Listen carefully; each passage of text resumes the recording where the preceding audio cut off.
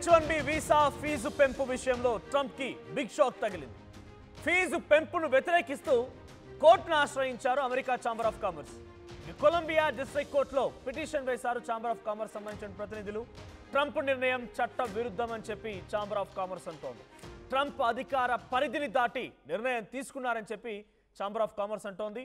ఇక ట్రంప్ నిర్ణయంతో H1B పై ఆధారపడినటువంటి వ్యాపార సంస్థలకి చాలా పెద్ద ఎఫెక్ట్ చూపించింది. అయితే కార్మిక వ్యయం పెంచుకోవడం లేదా తక్కువ నైపుణ్యం కలిగిన వారిని నియమించుకోవాల్సిన పరిస్థితి తలెత్తింది. ఇక ఛాంబర్ ఆఫ్ కామర్స్లో 3 లక్షల మంది బిజినెస్ మెన్లు ఉన్నారు. వారంతా కలగలిసి ఇప్పుడు ట్రంప్కి వ్యతిరేకంగా కోర్టును ఆశ్రయించారు.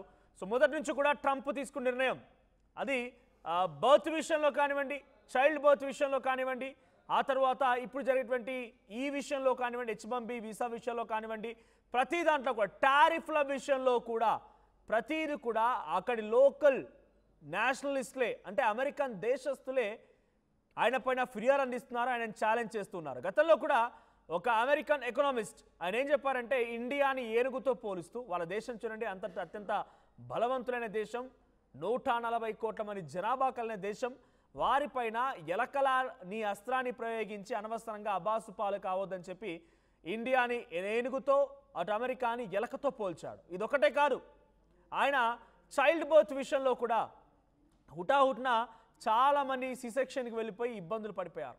ఒక గడువు విధించి ఆ గడువు తర్వాత జన్మించిన పిల్లలు ఎవరు కూడా ఇక్కడి స్థానికులు కాదు, అంటే అమెరికన్ సిటిజన్షిప్ రాదు. ఒకవేళ వాళ్ళు వేల దేశస్తులు అయిపోయి ఇక్కడ టెంపరీ వీసా మీద ఉన్నా ఇంకేదైనా వీసా మీద ఉన్నా అక్కడ జన్మించేటువంటి పిల్లలు అక్కడి వారే అవుతారనేది గతంలో నిబంధనలు ఉంటే దాన్ని తుంగలోకి తొక్కేసి అలా కుదరదు, ఇక్కడి స్థానిక సిటిజన్షిప్ ఉన్నవారికి మాత్రమే, అక్కడ మైగ్రెంట్స్కి అవకాశం లేదు, లోకల్ సిటిజన్స్కి పుట్టిన పిల్లలు మాత్రమే ఇక్కడి వాళ్ళు, వేరే వారికి పుట్టిన ఇక్కడ పిల్లలు పుట్టినా కూడా వారు ఇక్కడి వారు కాదు అనే రకంగా ఒక నిర్ణయం తీసుకుంటే ఫెడరల్ కోర్టుకు వెళ్ళారు వారంతా కూడా.